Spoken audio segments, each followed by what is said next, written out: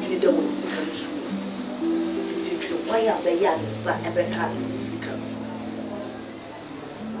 na se mi yo no onne me na eka no wodam wo aka se ni refi ana wodam manaka we are okay no be am na ba and yet na one and one no pure de be ba beto young person who catch no ye when you boy cancer me chira wana ni ya no what time security say any akọ Grace me nya eyi ni bi enye you there enye bi na me no marina ni be no bibia why dey medu hoya pa me why wonya dey ma na hye sada eno ba nkasa nko di misika me wonko di misika me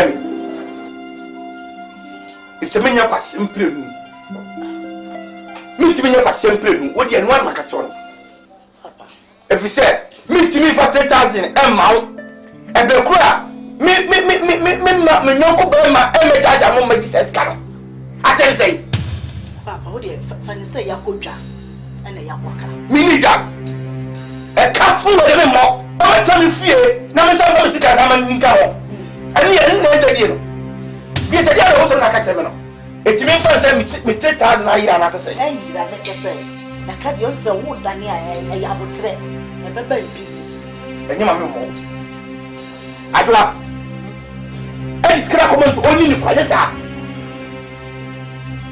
papa no ono no die onu manager le onu yenya sisi obeyi ama ke enshima bufu o te be ka chono enshima bufu o te be ka chono so ata block o ye no ho e fu lo dis kai ma ko te tele kwa no sa o mafie ni uni ta ma oba no oye night shift oh Chinese for bank be aba Johu International Bank what system wa pa nti na on man where the shift where is e for ko nim ska brebe papa o de nya but say o train the foreign money be was space oh this going oh this kind of face I don't know what it is Switzerland cheya wo e you say that e na ti say e to e bank manager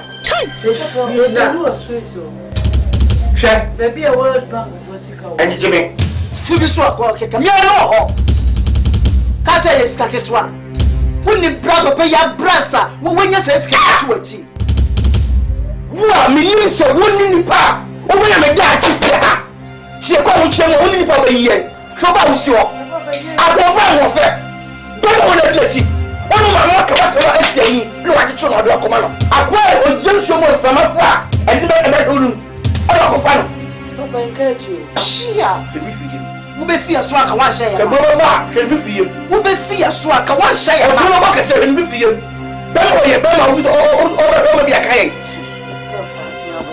nya ye de na akwa kwadi en fact no say you get no money na si o ba tre ha no a o ka to ban man na mjiri hu mi ku se so e ban man de pa come and compare out o train the bungalow o mi na bia no ho ka se di kwase odi oku ye ni kwase ketwa na ye ni ada ye ya kata so ka o ka se efe me fa mu so ne ma o ma kan de fu so ne ma o ma kan de fu so ma e so no na me dis kan share nsa am ka do fa na o fa to ye me ru kwa bo ro fa to di ma sa kwa we e gade mo nya ni no kure ni na kwase se bi wa no kwa kwa e be ma kwa ni o bu le fu a je ne ma mo yes je ne ma mo a chopa se bi wa no mo mi dia kwa e be ma na se mi no mi e wo kura o ko le mi tie ni na e na me yire mi hotimi di si dan na wo ba wa mi se me mo de ka wo na ba me ka ba me na ba me kira wote o wu am ti anda wo fa no den a wo ti ba ni kira o ba e de ma no aside me 3000 as a pin so na wo se be wo a fu me ba du sum to do se be wo mani wo se ni me be wo wo te ka choro me na me hia me sika me hia a chama what me hia sika ba se me ka chena mo ni sika ma se me no ka no fa so ba ho a ka kura na da sa ho kwan gase o na ye nya botre are na ewiase kura ye bo be se kura dwuma so ni fo enka ho ah so what unso ba na ba be sopa me so wonti o ba ni di mani ma be twitwi fo me nu me ho se me wo o to wo yo ba se o ma be me be twitwi mo se jisika nti se ko No, you know me back at you on our pajama. You know pajama. Who are you for I made a good way. Oh, what's a one? Oh, and I got me worry bank manager and doctor, and I said, and you wouldn't call them or run one who say on your bank manager. No, bank manager run one young woman was a shot. Said you sit here. Huh? Who baby, I had a support and he had no matter total. Bank manager Ben and the still support us say. I bet you say bank manager. What my young boy can't say. Fell back, I can say, you're called you overdraft. What could you was? Shop mine now. Shop mine now. One man naturally wants to bank manager, one who say you, bank manager, ni sisi ya bomba. That's it. Or ya tia crowd to say, a dianu wom, who no wom, the shisha shed I say, I won't say, and need the hawk.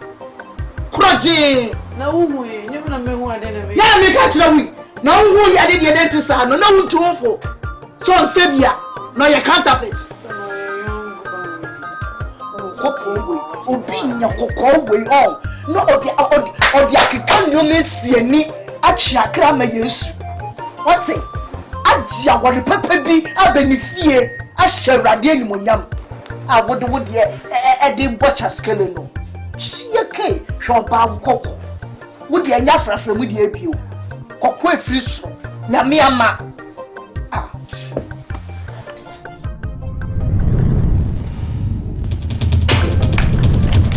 Wanda, are you Mr. Manager? When you're banging to it, Adam, Mr. Manager, Adam Manager, Adam Manager, Mr. Manager, I didn't know you were doing it. Cut your coat according to your size. What the bank manager? That's what the bank manager. How can I be a mobile to close? I know yet. It's not that so home. I didn't know I said that won't be free. I didn't know we are here. Now you tell me when I'm walk now, I want to man up. I don't get show. As a bank manager.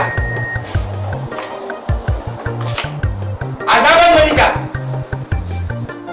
Whom we and never get in a ship. Shemua, next time a problem, see I'm not to die. Nanti mwenyewe kukuwa na yeye kusho. Ebi ase kanye oye. Na enya ko ba. Oye ba go so ba ni. Kwa tini, ame ko fakero. That's me ba lock na ti. Bani ase ame bani ase so. Me, oye mi ntwe ni da.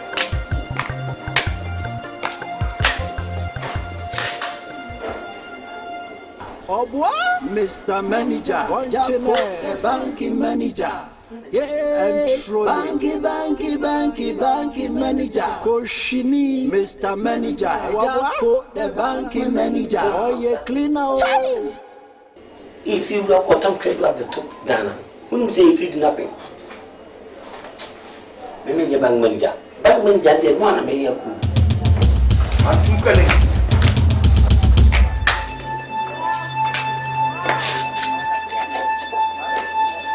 Or four.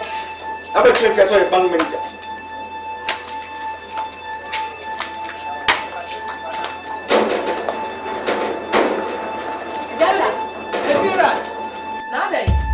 We are not me lock up from Babomo. Nadia Misha. Jimmy de Macofa Cadu without a lock. And a fire you over boom and some my career for comedy. If you are one of them, one said them. Many bay, Yatsana Mossa. Oh, my tremble. And I know so. Michelle was a canal or no. Mr. O'Neill. What did I die about 3,000? 3,000, I give me back. If you say a boss, I say, or 12 if you apply the new. And to me, I want to be we are saying, will be a good way in your car. And then tell the colonel you. Obiton fruit. Obiton to bear. Obiton fuller. Obiton has water. Obiton cocoa. Obiton has water. Obiton. I do not know the phone. A total of a cat you are banging over for more. I'm moving over. be on your shade. No better via Kuntan. Who could look the bag, quote Kuntan, and I'm not the bank manager. No answer, I have told a woody. They say we knew. Who said him? Kira, how many years was it? What the Fiana saying? We did so the baby. Another bank down. And every bank they say, I'm pretty much on the side. We did say you're cotton now for but if you had it, no woman, a mamma, when she made Cassam, Miss Mimfano. Which I want to know. No more than it. No one is out that baby. Now that one had dirty. Yamina, one, I'm opening it. Say, the catcher would say, on your bank manager, we know we be myself. I mean, they don't need and they begin with such a thing on your bank manager. What you mean,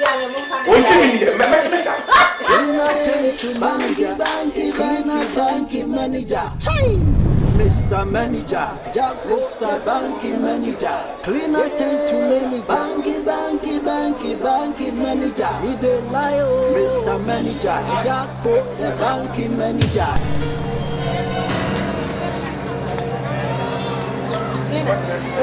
What a cleaner area, one cleaner. When you're cleaner, Bangamo or me a cleaner. when you're cleaner, When you said, Mimi a cleaner. I don't know how I was right. No, me a cleaner, Crana, you tell me Cabosomia. I am here to clean a good scandal. No, be a cleaner, Crana, me do me who is a what? What for this man? Hey, some of them be a cashier. We are yes, we do be on some be a cashier. What up, Papa? and Mimi Cleaning for. When you're cleaner, to my dear. See a drama, who of you know we saw some Bangajum, say a Bangajuma, no make that you never what was that? Be a bank manager. We are one bank manager. Maybe a bank manager. I didn't know. I didn't know 20. Multi credit for any month. Maybe good multi credit for any month. No one is a multi credit woman I from me. Who is woman I from me? Who is woman I from me? Nonsense. Where we are. Miss Mina make a show. Who father dress? Yes. Who will near check out the drama? You're in nonsense. Who told me I'm not going to know? What do you mean? And I say, me, your bank manager. Me, your bank manager. I'm one of our baby. I'm Shakai. Who are them? The fraud. The fraud. Hey, maybe this can pass the ground to me. I don't know Bonza. Can you answer? Who am I going about? Who are you going to must court to court? What I said? Who are you going to court? When you don't set you on the side, now, if you're fancy, I didn't mammy whom me and if you were a show for your may not be a wasam. Yeah, Mimi was probably Mimi was Messiah state today. That man, I want to contaminate them. I know them say, you're from a person to Papa. Wouldn't say, you're near Papa. If you were say, what about 3,000 Ghana cities a free about if you're so I was can I'm Bob and no crown on the cross, you have to know on your own. Yeah, one for 3,000 Ghana cities now. Me, I can have many actual. Police in the chance for me to a chiap and not for the hour. And not for the actual. Not I mean, what's your Mariana? Not me.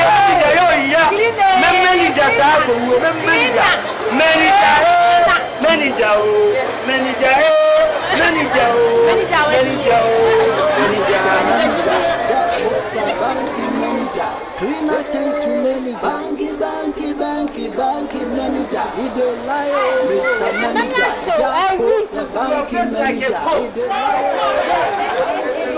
Like it.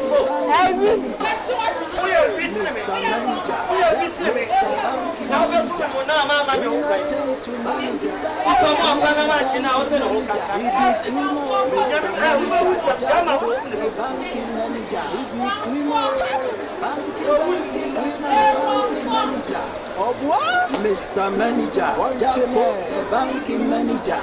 Yeah, banky manager. Koshini, Mr. Manager, Jack the banking manager. Oh, yeah, cleaner.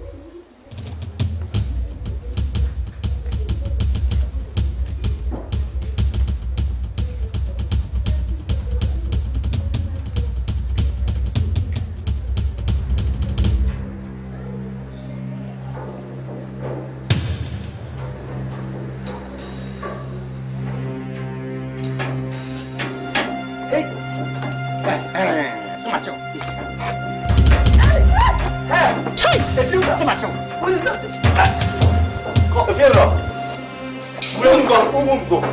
We will go. But one for we have one for we have never put off our own. Who will tell you? Now, I know about all Dodger, maybe Dodger. We need to put you over another better. No, okay. So we must say, if I go, I know over all young Sebastian. No, all you want to now over the unknown is all the door. Minimum Jamaica, minimum Jamaica. Nonsense. What's your comfort? What's your comfort? What's your way as a bank manager? Me. Who's your bank manager? Who's your bank manager? What's your bank manager? You see, what's your baby? What if I'm coming? You're back. This actually, you guys is about to my way. Me. Obama and Senator. Obama and Senator. When you go to your who did that? You won't be the only thing I'm behind. I see you. And now, I'm quite a window. My repair, and I just with my will you walk? I know I would know. I know the fuck of you. I know the fuck of you. No, for put you on chicken and I go that. What did Memmo show that? Men! We are Memmo show that about Pashino. Men! I'll bet them. Let me buy so police. I'm sorry, yes, Mamma. We are going yes. What the man is see for the Mrs. Maybe I'm from Mexico. I over my foot. What ask your son?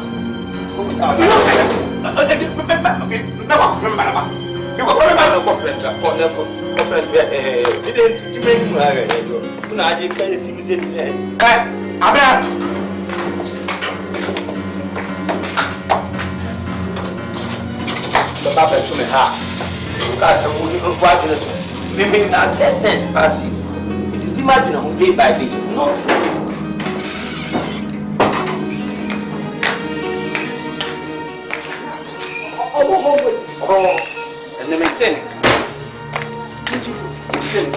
Trouble, finish it. Ora! I think it's Ura. Blah. Oh, if you're right. Fibra. The sound would have manager. Give me. That is a don't go to no one. Some would have manager. And then they want to walk back. Some would your bank manager, Duck Ruponda. Miss all the bank manager, also your bank manager. Just so much. No, we are bank manager. If yes, I'm not going to know who's trying to attack them from. And I want to walk up there. When your bank manager, also your bank manager. May rest in pen. Shake. Me up and the beer go to never show space. What was like? I was a coach to your friend say, Kaya. There's a Maco's plan, Macoto me good, and I'm a type planner. Maybe Mammy and baby and some. We are going to come and tell you. I tell you what I'm like you. There's a family that you get a boom. There you feel no Missika. Tell me, the men to a boom room. We not be. Metal from Sicabam. Cheap. Oh, yeah. There's beer. Metal from Sicabam. 3,000 from 3,000 baby. We are over the 3,000. Shut up! What I like you. What did you know? I have catch up open more open Guinness. Office young for 3,000.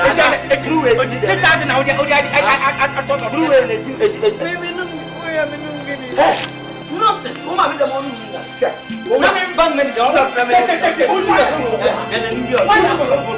Now when your bank manager, did you say, oh, madam, what's your cabin? You're bank manager. Maybe carry on. What's that if you had said? One I catch us, that's me a contractman. Oh, dear, may you bear to us the one that them a power. One of me that was some side to show you a power. What are the super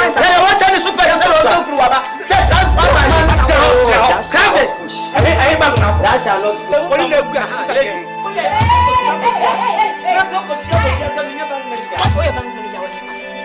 Unya cleaner. One man is what? Unya cleaner.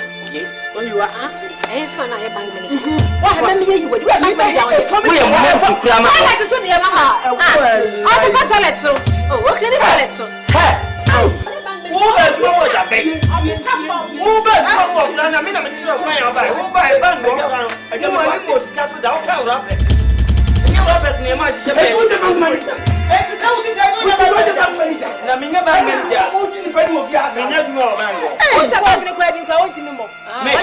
Me yet my trust. Unya cleaner. You must smash your corner. Hey, don't even die. You do what? You will do what? Hey, go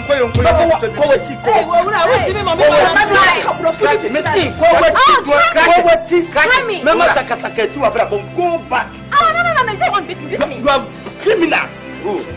You are a threat now. Look, I'm telling you. What is the level? You are a crutch. Are you talking? Are you criminal? We criminal. We are now the best man. Make them a man who a pancha son of Baho. We are criminal. I just saw one criminal. And they are criminal. I am bank manager, baby. Or you cleaner? Cleaner department. Meaning, one way cleaning of me, I'm sure. Bank also, I will be a manager. Security or general, your manager. You all can rap by your manager. You all can style rap. Your general on social on your manager. Your people or a manager. What the cleaner department? What the platform? And also the bank manager. Oh, when did we are seeing? Debbie, no, maybe perform one. Anna, me no case. When you be bad or so? Oh, only Joe and you are. I tell Monsieur Obuka and what to one. What's it? Mammy can tell. Oh, yeah. Wow. What about you? Over the back of that's nice. That's enough for why did that's my fault? Me,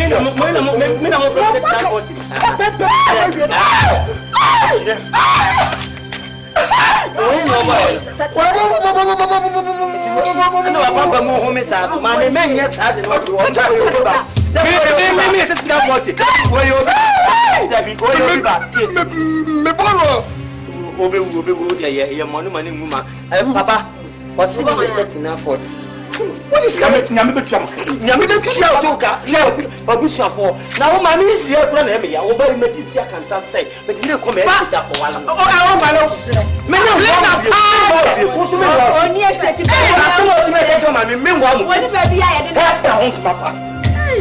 And then I won't come up and then met you to what the Yama wants. I didn't know bad day. Maybe you stole. Maybe I know when you sat down and yet I go away with you. William, nonsense. William. I didn't get the first wedding.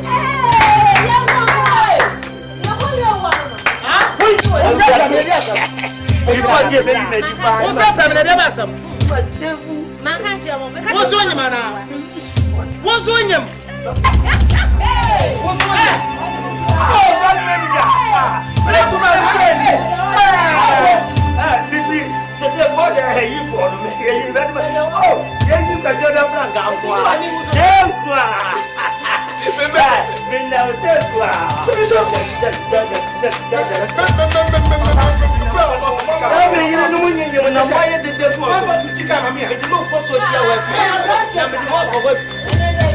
What's time you about to suck on me? What you mean about women and you remember you're not the best in the world? Now we are common cleaner.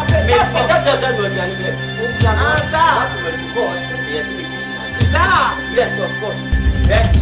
And then, oh, mommy.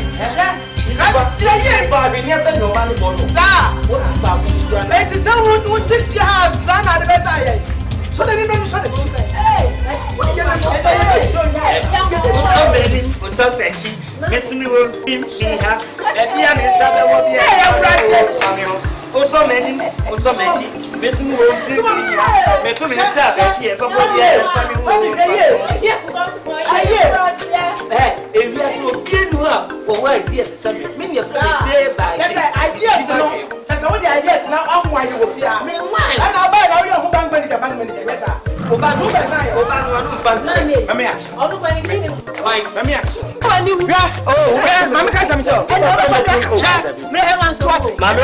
Mami We are Zappa Papa. What makes you wear pa? Someone in Pabone. I don't know where. Now what's that here? Come here, Kabe. Hey, mommy. Aye. So you and then immediately free next year. So mommy, I'll do it for you. Mommy, overturn your back. Turn your back. The big idea in the and the best.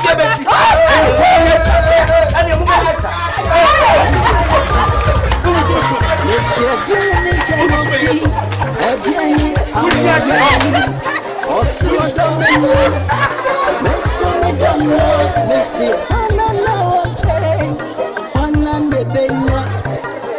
now who go get Mr. Banking Manager? Everybody love him. Love. If you marry me today, I go provide you money. Hey, I go give you dollars. I go give you CDs. Waiting you go want. Money no go be problem. Hey, Mr. Manager, Mr. Banking Manager. Everybody love me, oh. Everybody want them my shoes, so Mr. Manager, Mr. Banking Manager. Hey, Jago, the banking manager, Mr. Banking Manager. Hey, whoa, banking manager.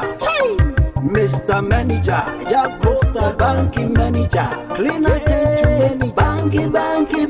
banking manager. He dey lie, oh. Mr. Manager, the banking manager. He dey lie, oh. Banking manager. Mr. Manager, Mr. Banking Manager. To banking manager. He be cleaner, oh. Mr. Manager, the banking manager. He be cleaner, oh. Banking manager. Oh, what? Mr. Manager, the banking manager. Yeah, banking manager. Koshini, Mr. Manager, the banking manager. Oh, yeah, cleaner, oh.